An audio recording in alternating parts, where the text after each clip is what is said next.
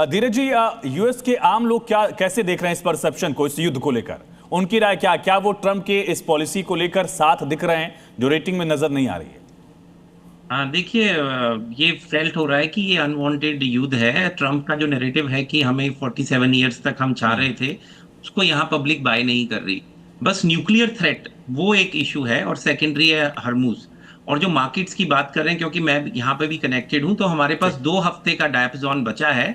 उसके बाद अब एपिटाइट नहीं है, हम स्टैगफ्लेशन और इवेंचुअली रिसेशन की तरफ धकेले जाएंगे। मुझे पर्सनली ये लग रहा है 3 से 4 हफ्ते में ये युद्ध खत्म हो जाएगा, क्योंकि फाइनेंशियल पावर्स वर्ल्ड की अफोर्ड नहीं कर सकती।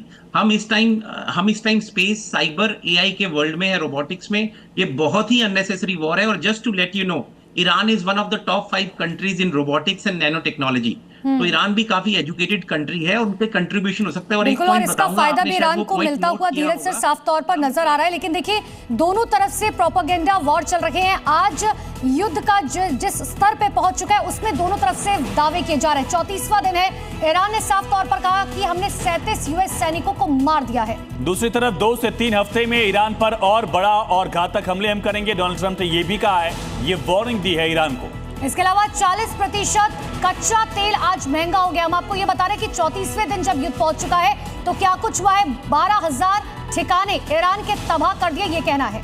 श्याम सर, लगातार नुकसान तो हो रहा, लेकिन क्या ये नुकसान प्री कैलकुलेटेड था? देखिए, मैं 2 लाइन में पहले कहना चाहता हूं आपको। जो मार पड़ी है ईरान पे, उस पर मेरा कहना है कि आज का ईरान बहुत ज्यादा गमगीन है।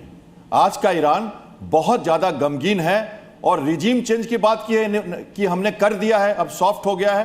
तो फिर से कहता हूं, दोनों बात को सुनिए। आज का ईरान बहुत गमगीन है, लेकिन ट्रंप के हिसाब से खाड़ी का पानी अब कम नमकीन है।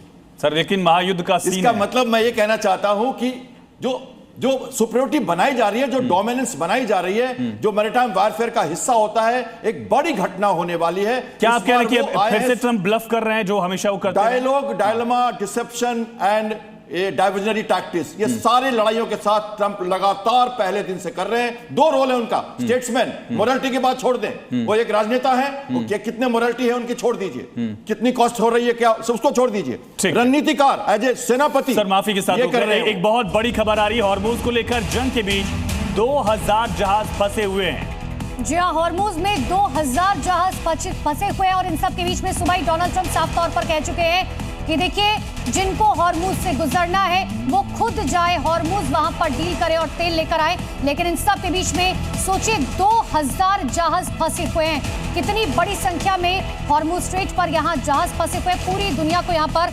नुकसान हो रहा है। एनपी सिंह सर, 2000 जहाज। जो युद्ध है पूरे विश्व को प्रभावित कर रहा है, पूरे विश्व की इकोनॉमी को प्रभावित कर रहा है। वहाँ की जो ऑयल, गैस, पेट्रोलियम की जो सप्लाई चेन है, उसे प्रभावित कर रहा है। अगर 2000 जहाज उस फारस की खाड़ी, उस हॉर्मुज से होकर गुजरने हैं, तेल गैस लेकर गुजरने हैं, तो कहीं ना कहीं कितने देशों पर उसका प्रभाव हो रहा है कि वहाँ स्केर्सिटी होती जा रही है, क्राइसिस बढ़ती जा रही है। डिमांड सप्लाई का अपना नियम है, जैसे जैसे सप्लाई घटेगी कीमतें बढ़ती जाएंगी। तो ये चैलेंज बना देता है इकोनॉमिक। और बिल्कुल जैसा यूएस से हम सुन रहे थे रिपोर्टिंग में कि आने वाले कुछ समय में, आने वाले 3-4 हफ्तों में, जब तक ये झेल सकते हैं, क्योंकि अमेरिका में भी, यूरोप में भी और रेस्ट ऑफ द वर्ल्ड, ये तबाही और इसका असर सप्लाई चेन पर लगातार बढ़ता ही जा रहा है। और यही वजह कि दबाव दुनिया के तमाम देशों पर है और मिडिल ईस्ट में हालात तेजी से बदल रहे हैं। जी, अमेरिकी वायुसेना के शक्तिशाली B-52 बॉम्बर की उड़ान ने तनाव को और ज्यादा बढ़ा दिया। JDAM बनों से लैस इस विमान की गतिविधियों को ईरान के खिलाफ संभावित बड़े सैन्य एक्शन के तौर पर देखा जा रहा है। अमेरिका ईरान जंग के बीच एक बड़ा सैन्य घटनाक्रम सामने आया।